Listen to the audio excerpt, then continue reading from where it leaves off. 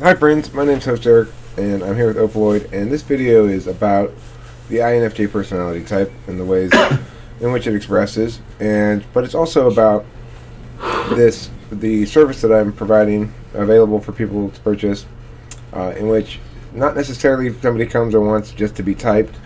Sometimes they've got other questions or want explanation about things, and so Opaloid and I decided we're going to try to demo this video in that fashion. Opaloid? Mm-hmm. Yeah, just to fill the viewer in, I've been unsure of my type for a while now. I have a certain understanding about MBTI, but I realise there's a lot more that I need to know and learn. I've been typed as various different things by different people, so this includes INTP, INTJ, INFJ, even most recently, fairly recently, Voltology, ISTJ. I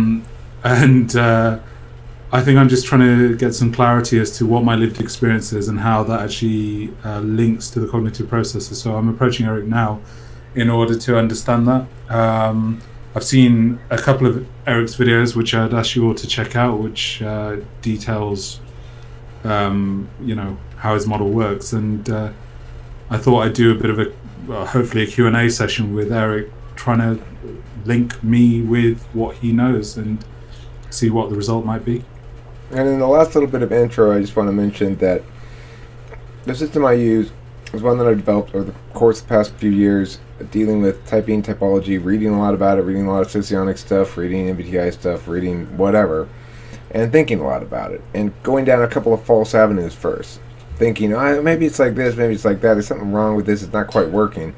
What I finally concluded is the system I use now, which is pretty basic, pretty similar to MBTI or Socionics, but understands functions slightly differently and begins with the division between the metaphysical and the physical. So now to transition into what we're doing instead of talking about what we will do, Opaloid, what is it that you'd like to get out of this experience here? What are you trying to gain when you walk away at the end of this hour session or example there, section there from? What will make you feel as though you got your money's worth? Yeah, I think for me, because I'm not like a complete beginner by any stretch of the imagination, it's more of a clarification and refinement that I'm looking for. So I'm looking for a bit more nuance, and also in my mind I have sort of like a certain idea what the different processes look like, the different cognitive functions this is. But I think really sort of like exploring the nitty-gritty and also tying that with what I do, like day in and day out, is what I'm really sort of like after. So yeah, and I think Eric is the right man for the job, and let's see how this progresses. Okay, so do you want to start by asking a couple questions? Do you want to start by having me asking you a couple of questions? Okay, let me start off by saying that over time, a lot of people have told me, including yourself, that I'm an INFJ. I've been quite disbelieving of this, given the various different typings that I've received in the past, and with that disbelief has been a case of really thinking to myself, am I actually doing that? Is this what's really going on? I saw a video of yours very recently, which we'll link in the about this video below, and in it it went through all 16 different types, and there was a bit on INFJs, which was for about a minute and a half, 2 minutes. There was a bit on INFPs. There was also a bit on ISTJs and also INTJs, and a little bit on INTPs. And I thought, sort of like looking at these introverted types and then trying to gain some differential analysis of each one of them in relation to their lead processes, auxiliary, and so on and so forth, might be very useful, not just for myself, but other people who may think themselves to be INFJs but may be mistyped as well. So with that in mind, what is NI? I mean, what does it look like as a lived experience in the first slot, if that's actually who and what I am? Well, I think what it is first and foremost is a knowledge function, and so it deals with information, truths not in dispute. So, for example, if I've got a round peg and there's a round hole and a square hole, and it fits in the round hole and it doesn't fit in the square hole, knowing that before you go test them both out is NI in its most simple, least developed form.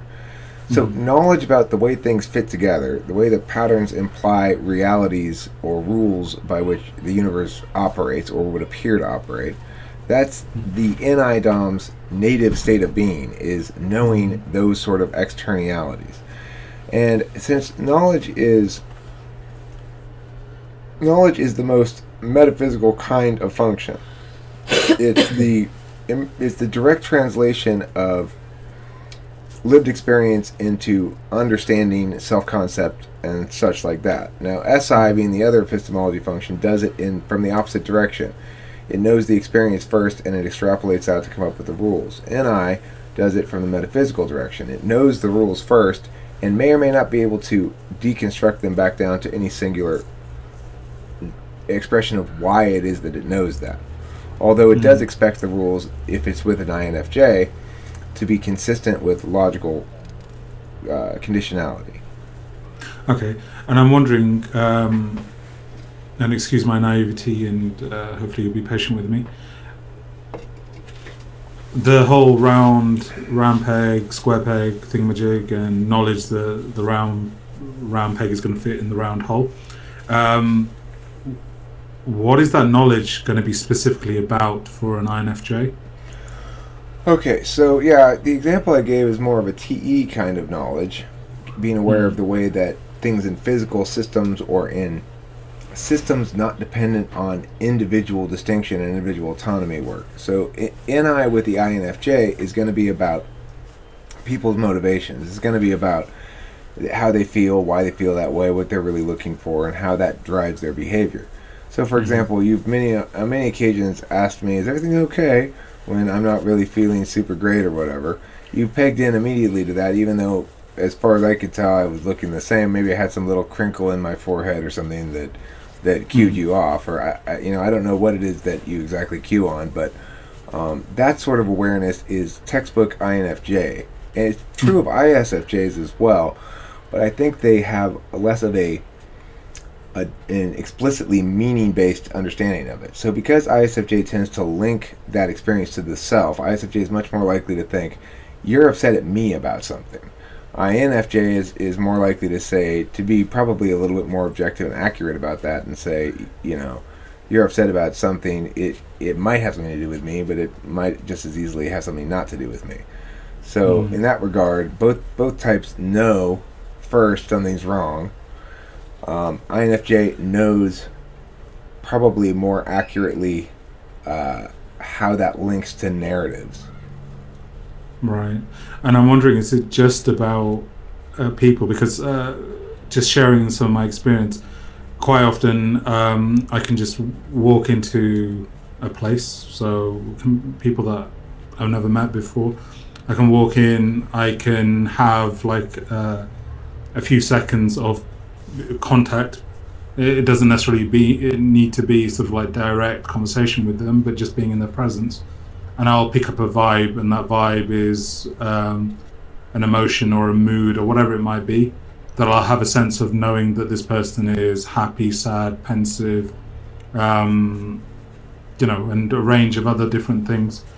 I won't tie it back into being about me, because I may never have met them before, but I will just pick up that, hang on a minute, there's something going on for this person, and it looks like they are X emotion, which will then lead into me subsequently asking, obviously dependent upon the appropriateness of me asking in that moment, but it may lead into me asking sort of is there something up with you? I'm picking up that you seem sort of quite low at the moment, or quite morose. Has something happened? Or likewise, I might pick up that they're happy, and draw that out or bring that to their attention if it's necessary and if it's appropriate again.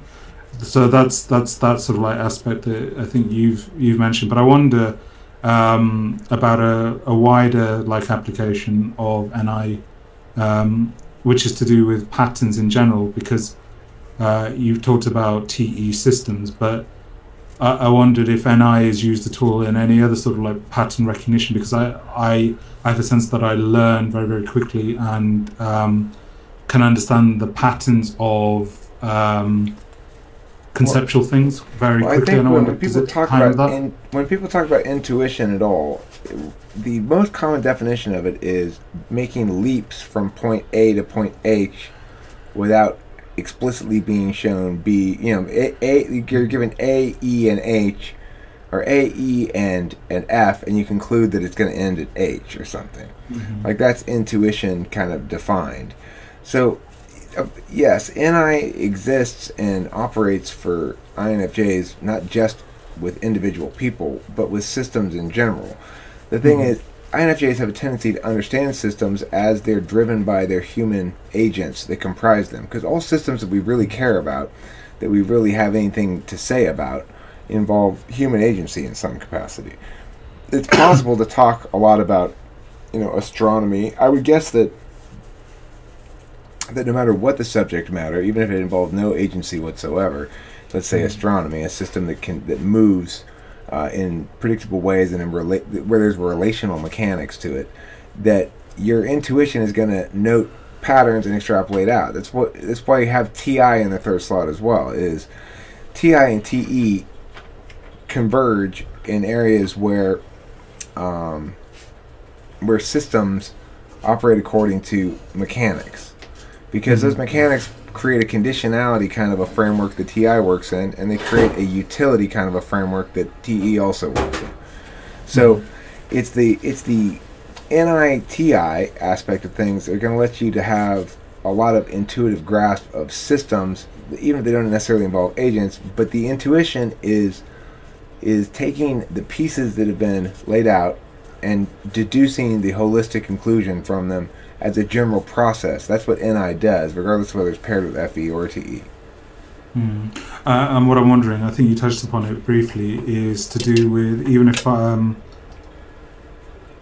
the subject matter is not necessarily about people or agency, that there might be a routing back into that. So I'm not naturally interested in stuff like astrology because it's lacking that sort of like human aspect. I was saying astronomy, not astrology. Sorry, astronomy. I meant astronomy, not astrology. But I'm not actually that interested in astrology as well, anyway. But sticking with astronomy, I'm not necessarily that interested in it. But if I were, where my mind naturally goes is that if we're talking about star constellation or universes or galaxies, I'm naturally tying that back into, say, family systems, constellation therapies, and stuff like that. So like the arrangement of like the self relative to the other, and parental figures and friends and stuff like that. Is that an example of what you mean about sort of converting it across into a human aspect? And there's a capacity with NI, or a need for NI, to link things back to universal symbols. So whereas SI links back to the self and the experience of the self, and so if Kimberly experiences those people in that room in the same way, she's going to still recognize the same thing as you recognize, because that's really the FE aspect of it. But she's going to do with it epistemologically something different. So she'll remember that instance being a verification of her instincts on that occasion, and trust her instincts in a similar occasion more in the future. Her instincts become honed over time through experience, or sometimes get mishoned over time through experience. They're not derived from the external data. They're instincts that are verified by the external data. And so it's a different sort of way to get to the same place. Kimberly, when you were talking about the response to people in the room and noting their emotional states, Kim was nodding along, saying basically, I recognize that, I do that too. But it... So I was just going to say to the viewer, Kim is an ISFJ. So yeah, Kim's an ISFJ. So the difference then is, you'll link out to external symbols. So you'll see that person is representing an archetype that's universal. You'll see that experience as as playing in larger narratives in that capacity, like saying, Well, like you said about when you talk about constellations in the sky, you think of it, you link it back to a self and constellation notions of identity or relationships, Mm. and you're going to see those interconnectednesses all the time. Whereas Kim's going to probably not make that link from constellations to the other kind of constellations, and she's probably not necessarily going to make the link from you feel morose to some. Therefore you exemplify the character of the seeker as an archetype, which is something that an NI person might do. Instead, Kim might think, now I remember how Joe gets when this sort of thing happens. So next time the Falcons lose, she'll send him a little note saying, I'm so sorry your team lost because I know how upset you get when they lose, or something. You know? Yeah, yeah. Just a point of clarification. Maybe I think it's an important one. I treat every new event as a new event, so I won't be tying it into a time where something similar happened in the past, which therefore affirms that this is going to happen in the moment. That's one thing, and also the other thing is to do with the archetypes and stuff like that. I don't know if I would directly go into sort of like thinking about archetypal material, but what I would do is I'm trying to create an idea of the pattern in my mind. So maybe that ties into archetypal stuff, but trying to get a sense of this person that I may experience and then feeling sad or happy or whatever it might be, and trying to interlink in that in some capacity into forming a complex of what the situation and what is happening and the meaning of that situation in its entirety, and how the different elements or parts interlink related to that person as being the central focus.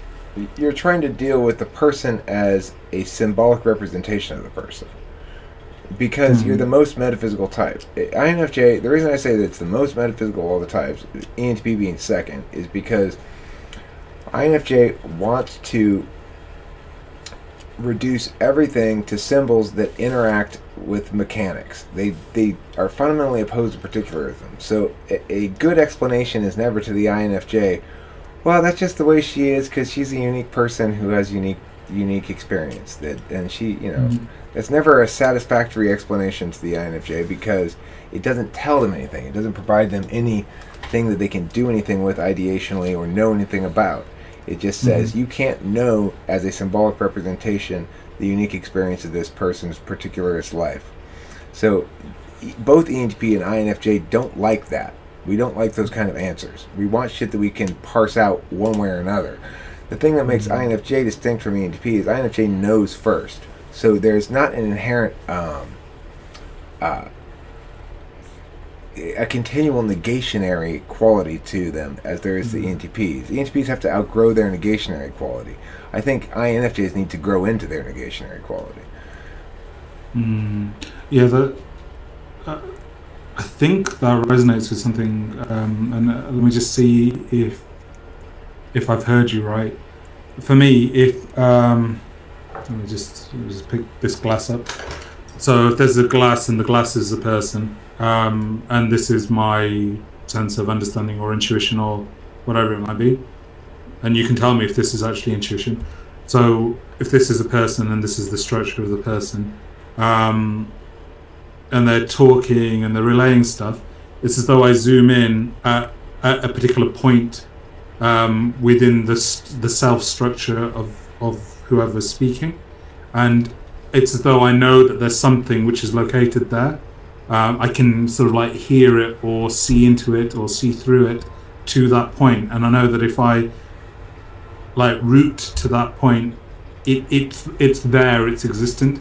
Is that what you mean by knowing, and a knowing first, and then the exploration happens secondarily? Like it. I mean, the thing is, I don't have that kind of experience when I deal with other people, so I can't resonate with it as an example of having NI first. I make NI ignoring. So the things that you say that are most like NI experiences of sort of conscious, willful usage of NI are things that are going to be confusing to me a little bit. Like, I can't imagine approaching understanding a person in that way, because not only am I NI ignoring, but I'm SI conscious, so I'm using the other epistemology. I'm knowing by linking back to myself and my experience and stuff. Although weakly compared to somebody like Kim. Right, because for me, if I'm if I'm speaking to somebody for the first time, say we speak for a stretch of half an hour or something like that, it doesn't need to be half an hour, it's all completely arbitrary. What's happening in my mind is I'm talking, but as I'm talking, there's this like construction that's occurring. And again, like going back to this, it's like I'm constructing the glass to be the person's self, and I can hear or I can see.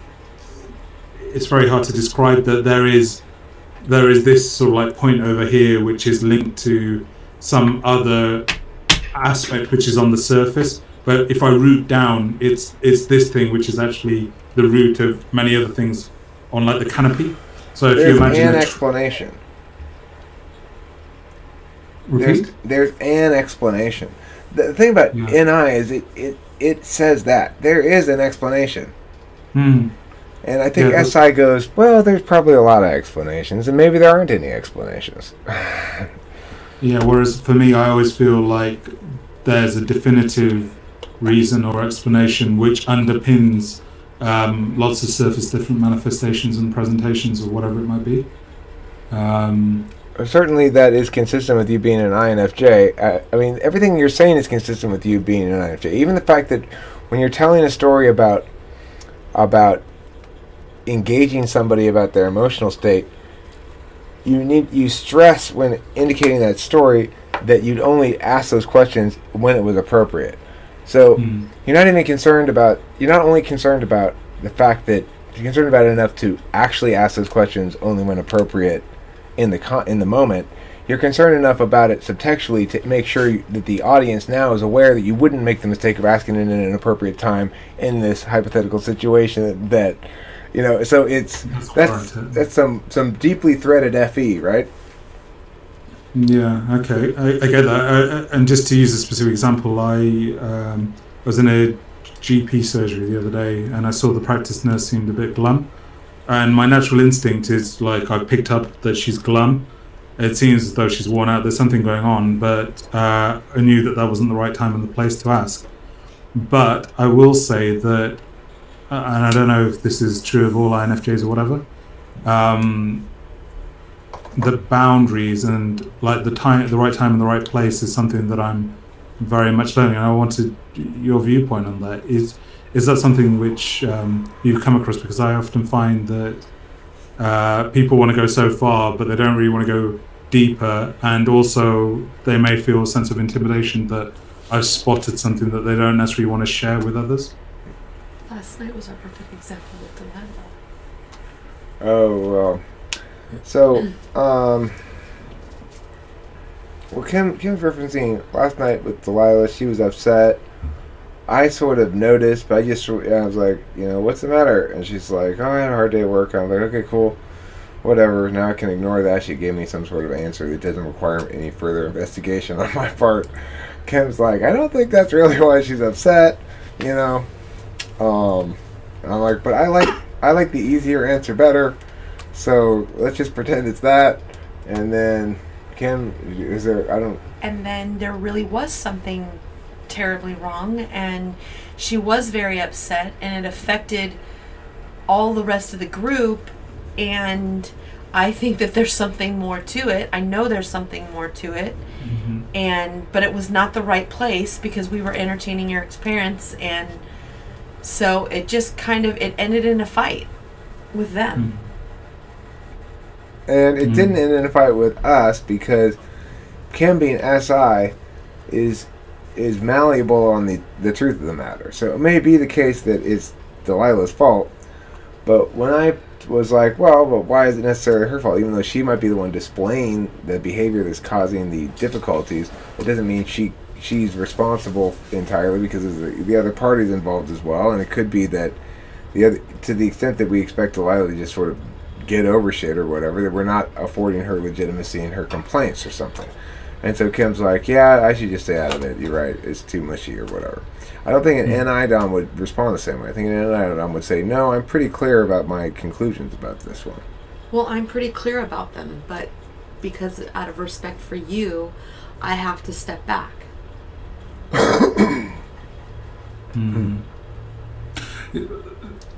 It's interesting that that's mentioned, because I wondered actually, having been typed as an ISTJ, so SI Dom, I wondered what the difference between SIFE contrasted with NIFE and keeping or maintaining the politeness and niceties of everyday life and stuff like that, and like rustling feathers, etc. I mean, the thing is, my experience with INFJs is they're not. INFJs will engage in much. INFJs are more about actively shaping the other person's perceptions, and ISFJs are more about defense. They don't want to make any mistakes. I mean, maybe they're INFJs, but ISFJs are like, I bet I'd rather err on the side of being thought, but being underestimated. INFJs err on the side of being overestimated. That's one way to put it. Yeah, well, what's coming to me, I know I'm sort of like shifting us slightly from what you just said, but it just popped into my head just now, asynchronously. It was to do with the example of Delilah and that whole scenario that was just being described. I think if I was in that situation, I might pick up that there was something up, so some emotional upset or whatever. And I wondered whether Kim would do this. I would try, if I couldn't directly sort of like be involved in influencing the person to overcome their upset or deal with them in that moment, I think I would try and maneuver the circumstances of the other people that are there in order to make it a more smooth overall interaction. I gotta run get my cigarettes. You talk to him. Well, Hi, Kim. yeah, I would probably be up front and center trying to smooth it over, because I'm the one hosting the party and because I feel like I have to set an example for them. But it's very tricky because, I'm the very new fiance, and so because it's a stepmom, stepdaughter situation, I have to tread lightly. Now, if she wasn't my soon-to-be stepdaughter, I probably would not be treading so lightly. Right. Whereas what I'm wondering is, would you try and guide the conversation to reduce the amount of disruption that's being caused? Ordinarily, yes. Right. But I find with Delilah that that's not possible. Okay. So I talked to her dad, and that's not a good idea either.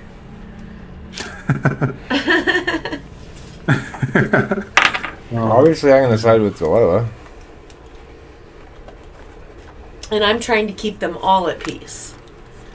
Well, I mean, the thing is, I'm not actively siding with anybody, really. I'm trying to just sort of pretend like the bullshit excuses are fine. But my take on it is she'll get over it, they'll get over it, whatever. It's interesting, though, that this demonstrates like FE in the third position as opposed to like in the second, because I think what I'm picking up from Kim and also with myself, if I imagine that scenario happening where there's a disruption in a party or an event that I'm actually hosting, I would try and anticipate all the various different sort of like points of input, of interaction and points of disruption, and try and go on a smoothing exercise, and also trying to avoid there being any further blow up or disruption. But I would try and control the environment towards minimizing the overall disruption to the group. And it sounds as though Kim would do the same, but then she's tied with She's what's the word? She's bound by the intimacy of relationship with you and Delilah as well to a certain extent. But it's as though am I right in thinking that that's FE? Yeah, it's FE. And the thing is, you're not going to get a whole lot of distinctions between ISFJ and INFJ if you're looking at effectiveness of FE. They go about it in slightly different ways, but they're both interested in the same basic outcome, which is don't contribute to other people's discomfort, basically. And so in a situation like that, she's going to prioritize the party who's trying to make nice, which was Parker in this instance, and she's going to blame the party who seems to be the dissatisfied one, right? But my point was, well, Parker has a long history of pulling this kind of shit, as you keep telling me, Kim, so why doesn't he incur some of the natural consequences of it rather than being able to ENFJ his way out of it all the time with his bullshit? And, so that's prioritizing my own FI or TE or my own current sort of like, the ENFJs aren't going to pull their shit around me, There's a bit of that going on too. So, it's not a conflict. Kim's like, well, I'm just going to stay on the sidelines. I mostly stay on the sidelines, so it's not like we're going against each other. There's no proxy war, and I don't want there to be one. The thing is, though, I see a difference with me and Kim in the, and I don't know what her take would be on this, but I get the sense that she'd root it, if there was a disruption in something that she's hosting, that she'd root it back into being a slight on herself, so that she's failed in some capacity. Whereas I think I would divorce myself from the disruption and realize that actually it's not to do with my hosting abilities or whatever. It's just something that's unfortunately happened in the moment of me hosting. There's no doubt that Kim gets a lot of juice when shit goes well, and she's very hard on herself and or the overall thing when things go badly. It's definitely something if you're with an ISFJ, don't let her holiday party go bad. Yeah. That's what I'm sort of like picking up on. I'm wondering, me picking up on this, and is this an example of an intuitive leap that I'm making as to the impacts? Because I'm gauging it on listening to Kim. You're knowing the meanings, the implicit meanings that go along with the explicit words. So in general, intuitives are good with subtext. They'll get what's being said, they'll get what's implied by what's being said, they'll get what's not being said and what's implied by what's not being said, and other varying frames of meaning making that allow the intuitives to do what they do and have the strengths that they have. So for you, it's knowledge-based intuitiveness versus me, it's action-based intuitiveness. So I have to come up with everything. I have to reinvent a lot of wheels before I can even begin to drive around in a car. Whereas INFJ starts driving around in a car right away. Yeah, because where my mind wants to go, or what's coming into sort of into my lips, is that I want to reach out to Kim and say, hey, it's not your fault. Whatever happened, but you've done well. Yesterday went well. Overall, it went well. Okay. Eric should be giving Kim a hug. That's what's in my mind. We're giving lots of hugs. Thank you, honey. Of course. Kim and I are pretty huggy. Yeah, but it's as though it feels like that's implicit but known. Listening in, it's that's what the need is that needs to be met. Have I got that accurate? Is that true, would you say, Kim? It's a need that I need acknowledgement. I have clients that will call me, not every client does this, but I'll have clients that will call me a day after or 2 days later and just tell me that they love their hair, and they don't all do that, nor do they ever have to, but that acknowledgement, yes, gives me a lot of resting comfort.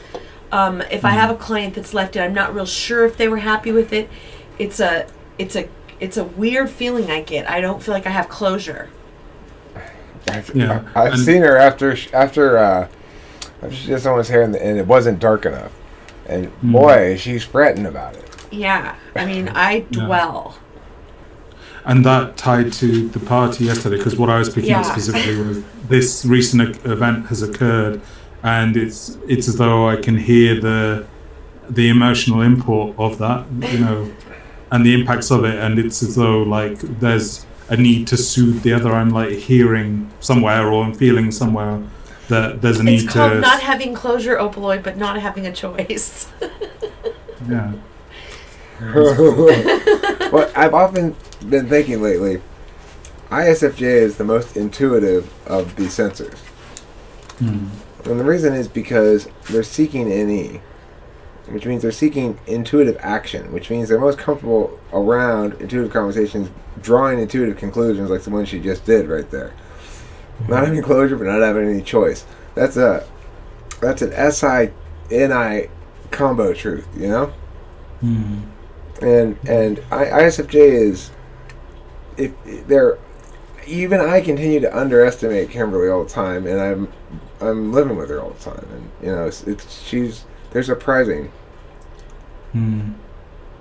Well, it makes sense as well though, because the role function, the first and eighth, and introverted perceiving. So yeah. Just returning back to the typing, because we went off on tangent. We did. Opaloid and I will tend to. This is not typical of a normal typing session insofar as we tend to chat a bit, Opaloid and I. Yeah, I think that's an underestimation. He made points though about INFJ and ISFJ about that, and how he was pretty descriptive, and how it's a gauge that we have when we come up. I mean, I think even though you guys went off on a tangent, there was some good information there. I also think that contrasting against SI is a good way to understand NI better.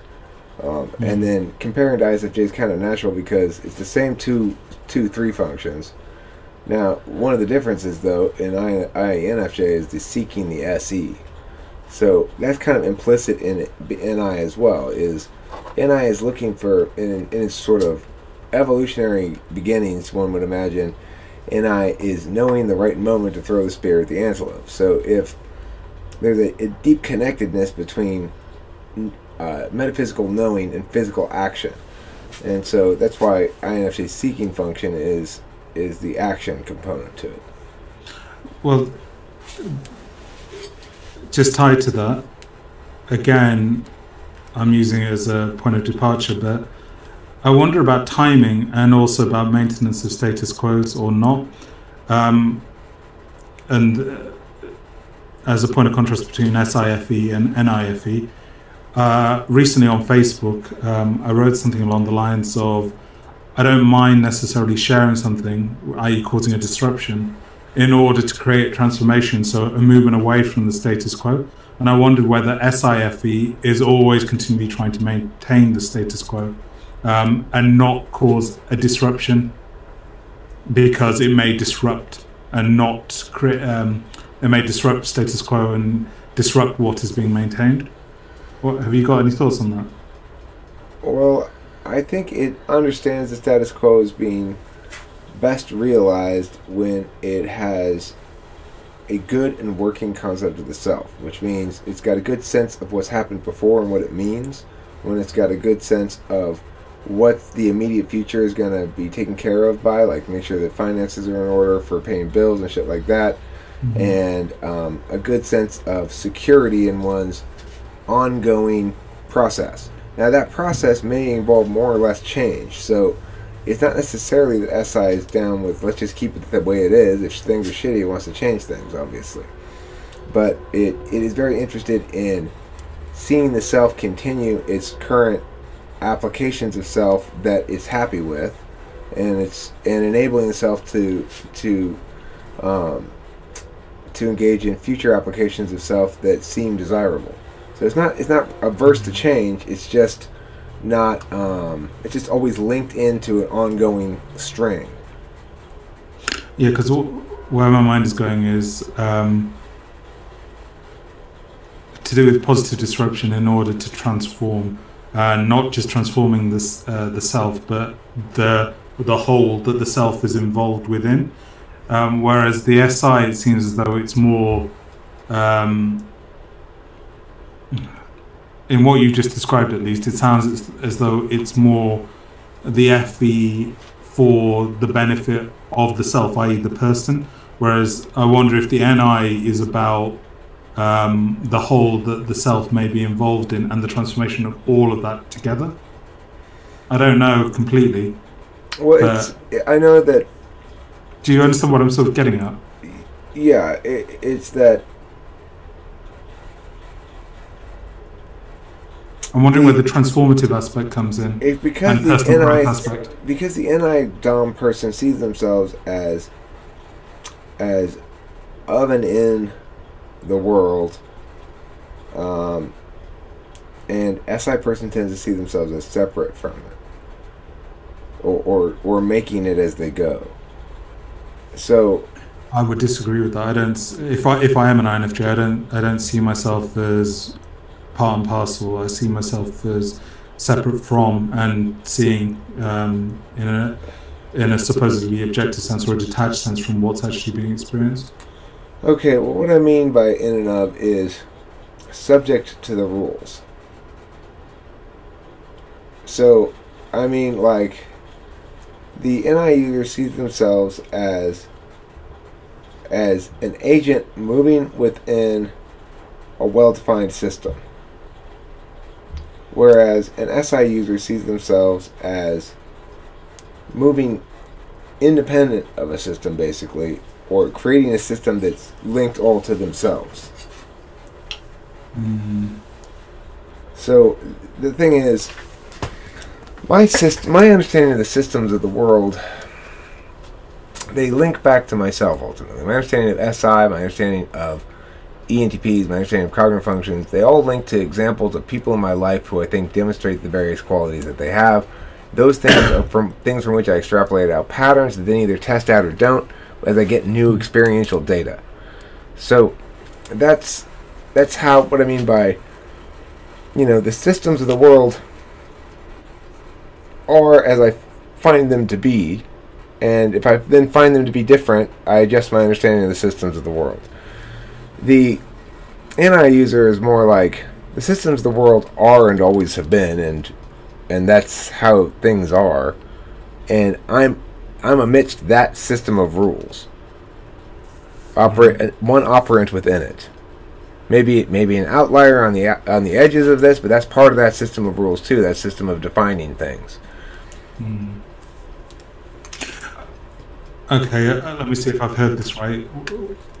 Is it echoing at your end with my end? No, not echoing on my end. All right, just 1 second. I'm just going to reload. I'll be back in literally.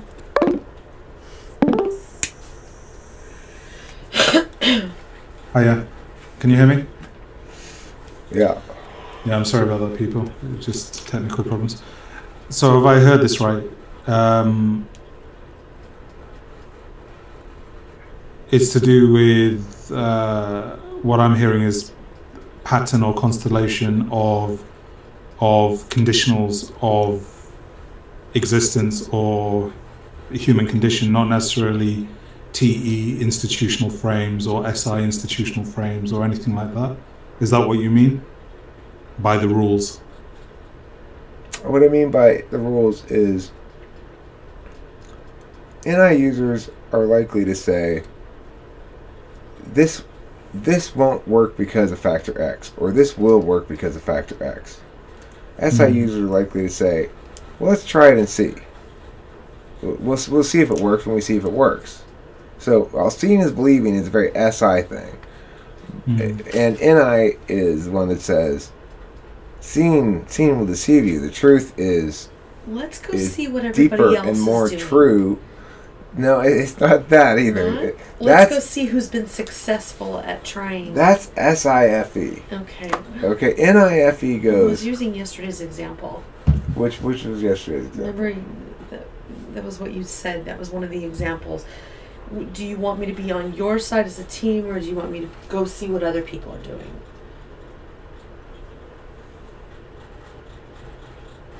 So you're saying, so go back to what you were saying then. I cut you off. Yeah, I'm not sure what the link is there, but what I'm saying is that the NI thing, it goes, it knows first, right? And then the last thing it wants to do is know by experience, because that means you don't get to know first, really, according to NI. That means you got to experience first. But the knowledge from NI's perspective serves the action, which is the experiential link.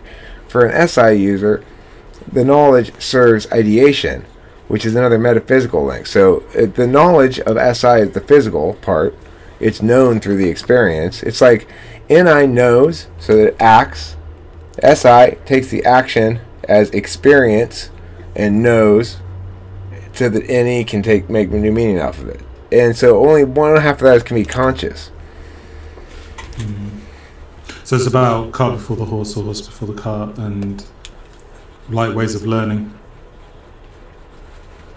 And things that you trust as more epistemologically sound. Do you trust your own experience more, or do you trust your understanding of the way the world works more? In other words, are you going to react to this thing as saying, like you said at the party, are you going to react to this by saying, I'm aware of the fact that this person was bringing a problem unrelated to my party hosting to this situation and caused the difficulties they did. It doesn't reflect poorly on me as a host, because I'm thinking of myself as subject to the rules of the world, like everybody else, and I'm using TI. I'm looking at, well, on a fairness criterion, this isn't my fault at all. So, but SI goes, that's irrelevant because my party was ruined. And that's upsetting to me. And I think what you just touched upon is what I was alluding to before about self-ownership. It's as though the SI user is encapsulating the event linked to the SI subject as being tied into the self. So it's as though it's my party. If this happens in my party, irrespective of if it's my fault, it still roots back as being influenced or related to me in some capacity, that I've had some influence on it occurring. It assumes that others use SI as well. Well, others will remember that at Kimberly's house, this thing happened that was uncomfortable, so I link it to Kimberly. In reality, some of the people are like that. Some of the people are like me, who probably don't even notice the FE shit going on because it's not directed. It's not praising me, so what do I care? It's not praising or critiquing me. Then I'm just like, well, I'm sure somebody's sad about something. But I mean, I will notice it in my daughter for sure. I'll notice it in Kim. Kim makes it impossible not to notice when she's in a bad mood. She has a whole range of facial expressions of contempt, dismissal, disgust, dislike, and haughty disregard. Okay. I'm just thinking about typing and everything like that. I was asking a friend of mine about FE versus TE. What would TE look like in the second slot?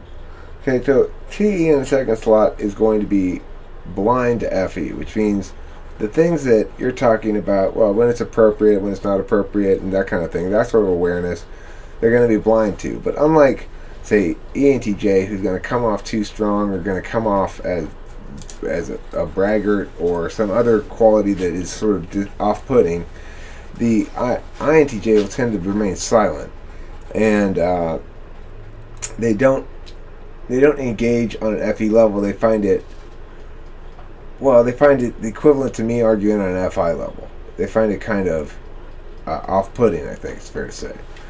So INTJs tend to view the world as unfairly biased against them, I think. Like it rewards bullshit in favor of actual competency, was how they would probably view it. It doesn't view social skills as being helpful particularly. It views them as either coddling or interfering with efficiency.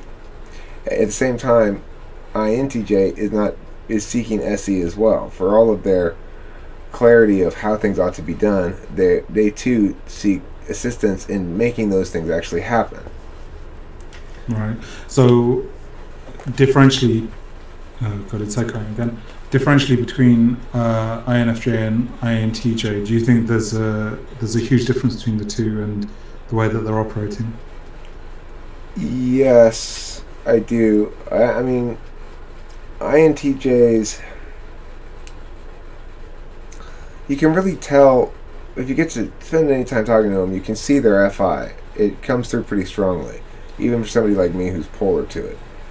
You can see the depth of which they feel things that make me want to go, oh, well, just stop caring about that or something. Like, it's just, it makes me want to say something like that to them.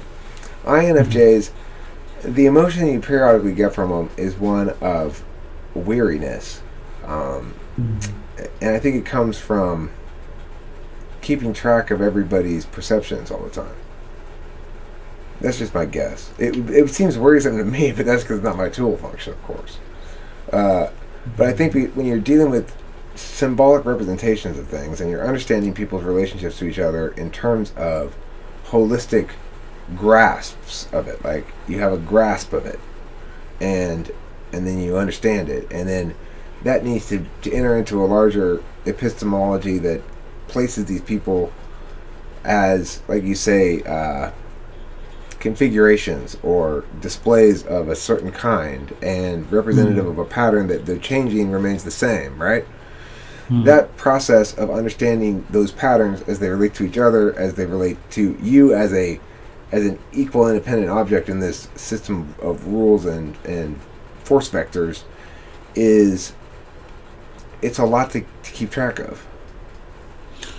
Yeah, the thing is, trying to clarify the TEFE in the second slot, I noticed that I get tired of FE stuff.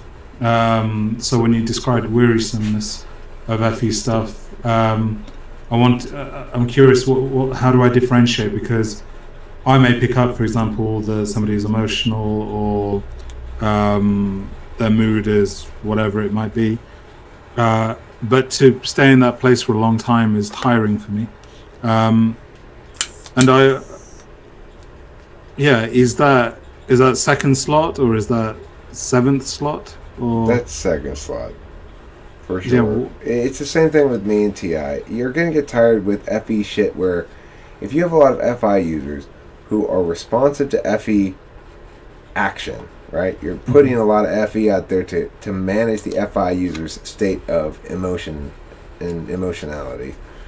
Or if you're trying to keep people engaged with the ideation by making sure that their emotions are validated at the same time, that's going to grow tiresome to you in the same way that if I'm constantly having to work out all the conditionality logic on a bunch of things, like, we'll prove what you're saying here. Okay, fine. Well, if this, then blah, blah, blah, blah, blah. That'll grow very tiring very quickly for me because I don't really want to spend all my time in TI. It's just a node thing, right?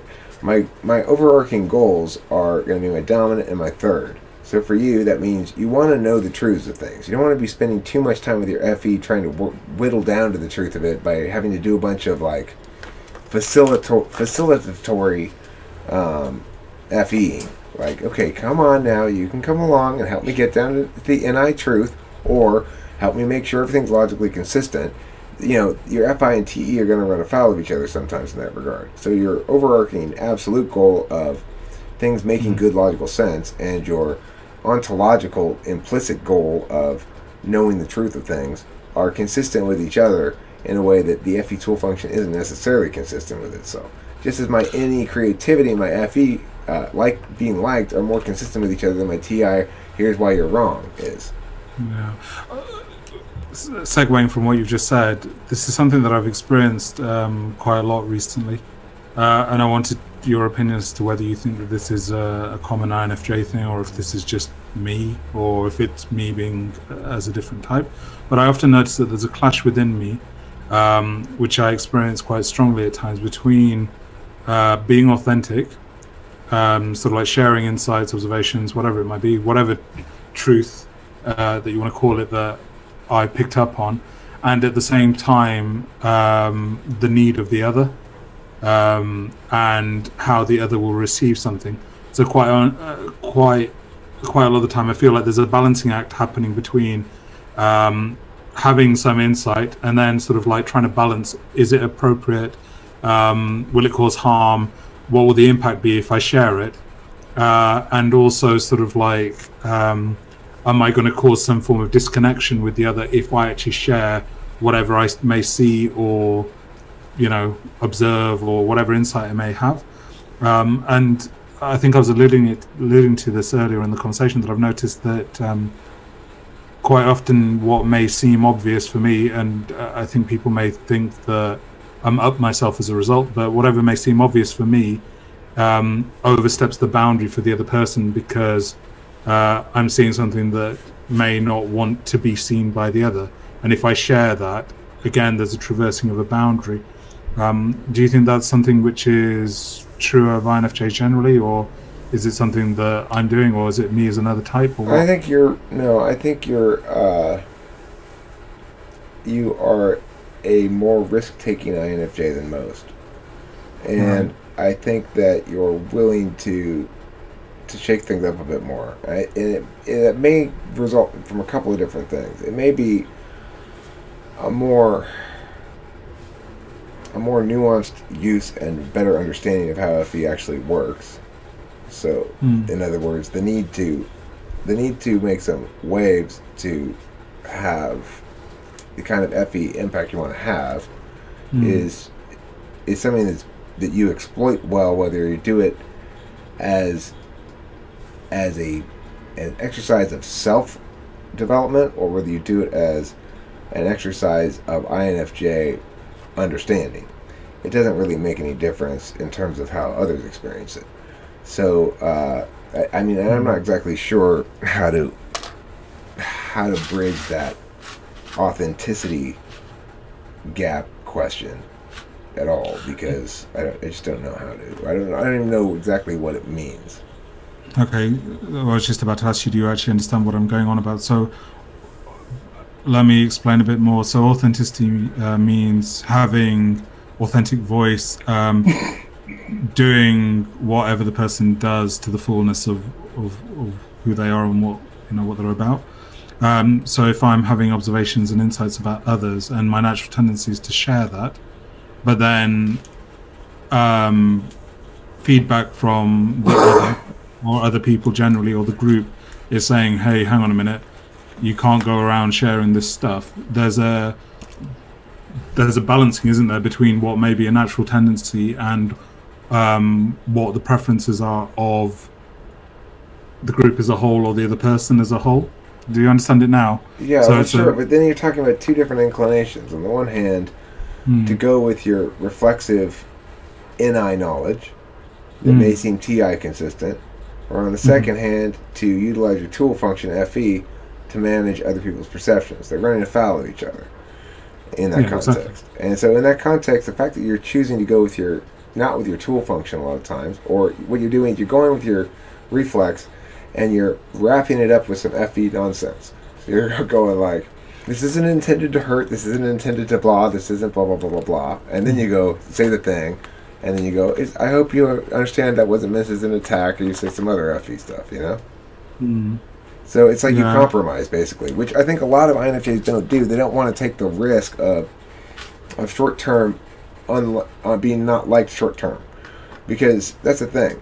When you tell it like it is, you run the risk of being not liked short-term, which is why ENTPs are such tell it like it is kind of people, because we're weak on FE, so we don't really quite get the fact that short-term shit.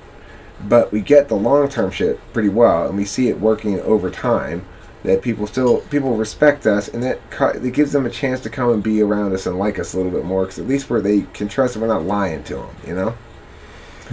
So it's like it's a roundabout kind of way into FE, and I think what you're talking about is the equivalent roundabout kind of way into TI, where you're going with the TI ultimately, but you're engaging in that optimization battle between finding the ways in which your TI and your FE can conjoin to reach that holistic that NI oomph point where shit hits, you know. Yeah. What I'm also wondering, though, is to do with FI. And I want to ask you a couple of questions about TI and also about FI. I've wondered whether I'm an INFP, So that's the FI component. I've also wondered whether I might be an INTP, so that would be TI lead. So either TI lead or FI lead. Just to fill you in as to what my experience of my emotions is, my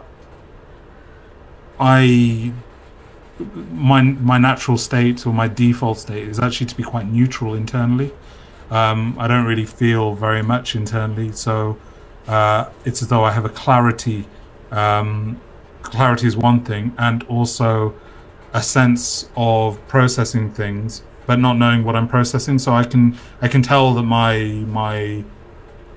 my system processes are in action, but I don't know what they're in action about. I might have the fleeting thought, but quite often I know I'm in process of something, and I don't know if this will make sense. I can't actively intentionally force myself to think about something for any length of time.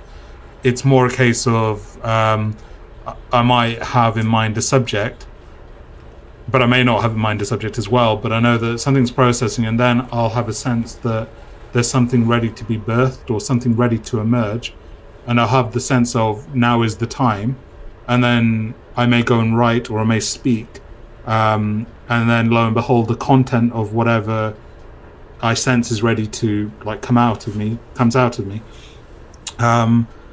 With regards emotion, the times I do have emotion or do feel emotion internally, it's quite few and far between, and when I do experience that, it's as though it's quite muffled. It's as though I have a sense of something clouding or muddying my normal process internally, and I may or may not be able to identify specifically what the emotion is, but it's quite blunt, and in a general sense I'll be like, oh yeah, I feel like morose, or I might feel a bit sad, or I might feel happy or a bit of joy, but it's not like a huge range, and it's not a constant thing for me. So even if I'm feeling something, I've noticed that it has to be a very, very strong emotion for it to completely disrupt me and disrupt whatever I'm doing.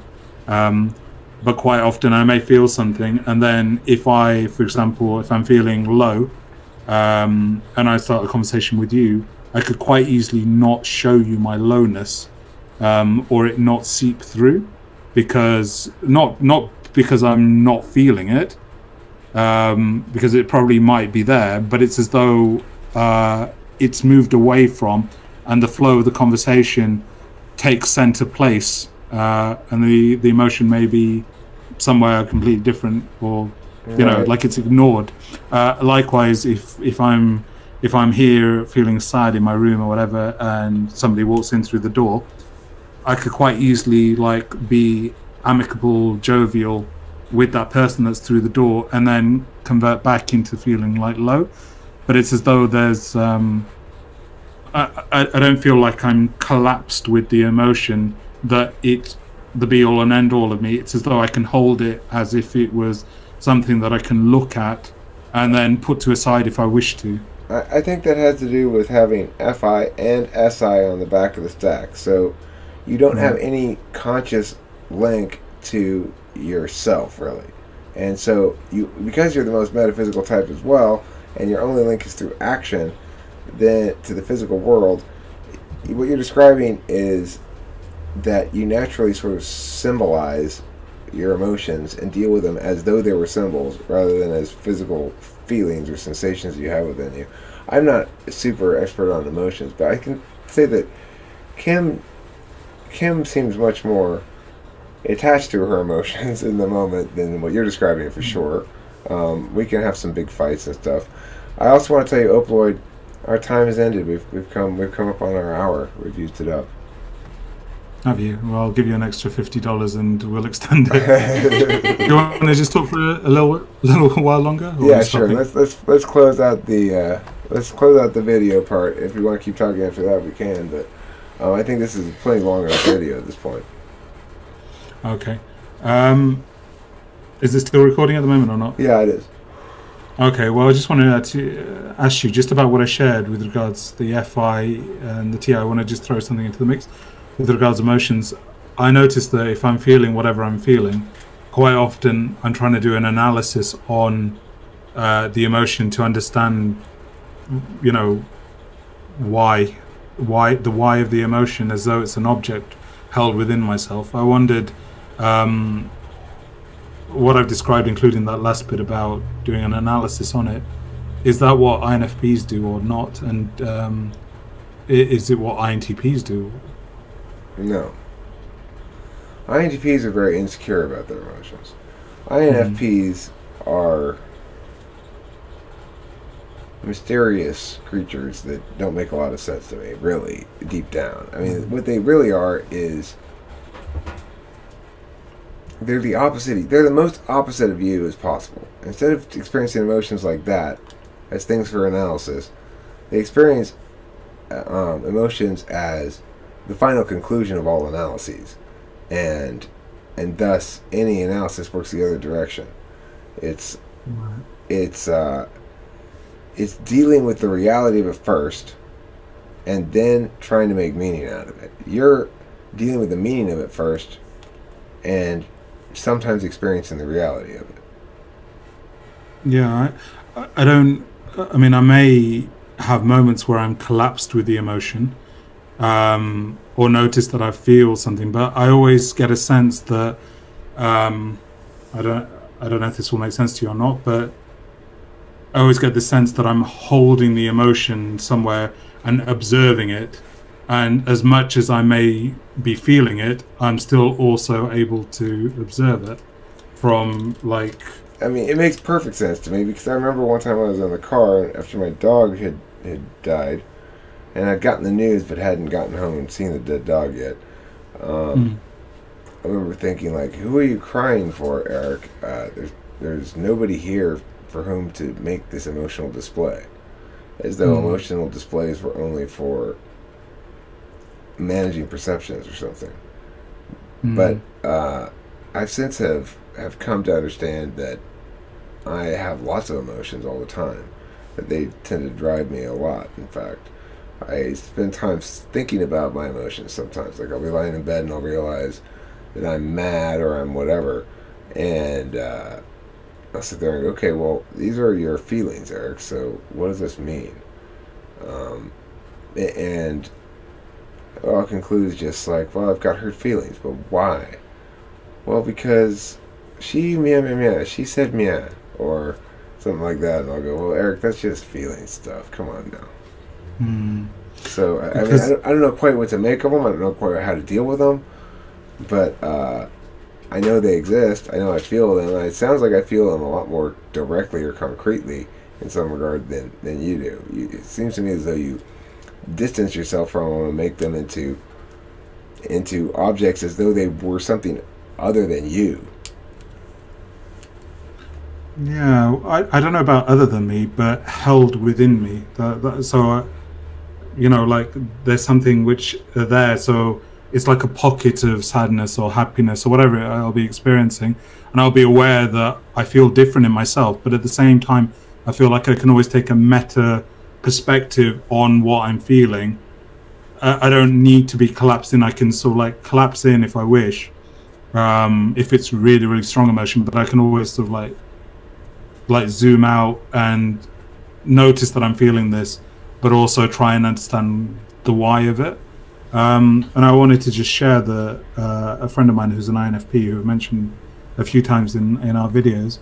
She has described how for her, like, her emotion is a moment by moment thing, and it may be in a variety of different ways, and it might impact her physically in a variety of different ways, but it's always a constant thing. So if I was to say to her, and now, it's as though there's a, you know, at each one of these points in time, there's an awareness and a possibility of difference also in the emotional state or the physiological state linked to it. And I wanted to know, is that true of your experience with INFPs? And if I'm an INFJ, the intimacy that I'm describing, does that sort of like fit with 6th lot FI?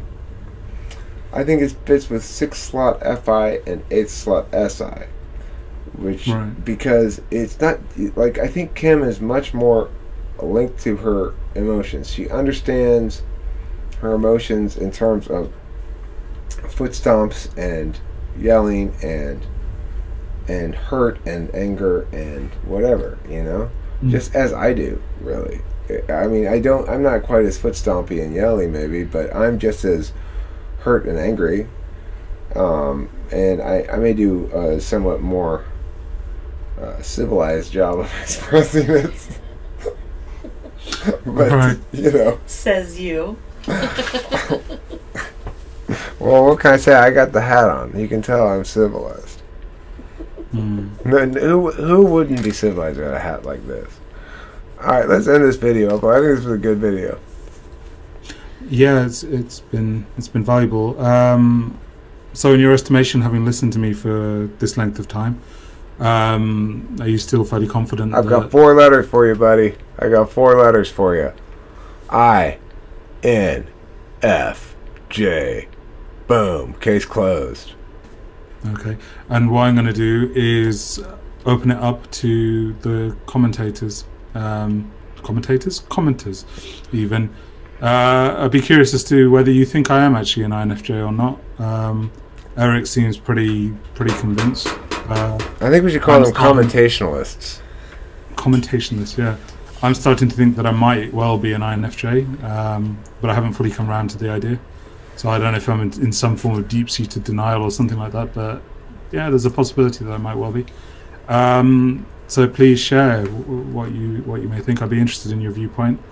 And if you'd like 1 hour of Eric talking to you about your stuff like that, then you can go to the store, TwFP.com. You can go to Facebook, add me as a friend, Eric Strauss Temple City. Facebook message me, and I'll send you my PayPal address, and we can work like that. That happened today. Somebody did that to me, so that was cool. And you know, this is as things are starting to roll along. That's good. And I just want to say, please like, share, subscribe, comment, etc. Provide any feedback that you may have. And also, if as a result of watching this video directly, you wish to work with Eric, I think he's actually offering a discounted rate from $60 down to $50. Please mention that please mention that you watched this video, and I'm sure he will honor that. So yeah, thanks again. Sorry it was a bit long, but hopefully it was of some value to all of you. Right on. Bye for now. Talk to you later. Don't forget to eat plenty cheese. of cheese.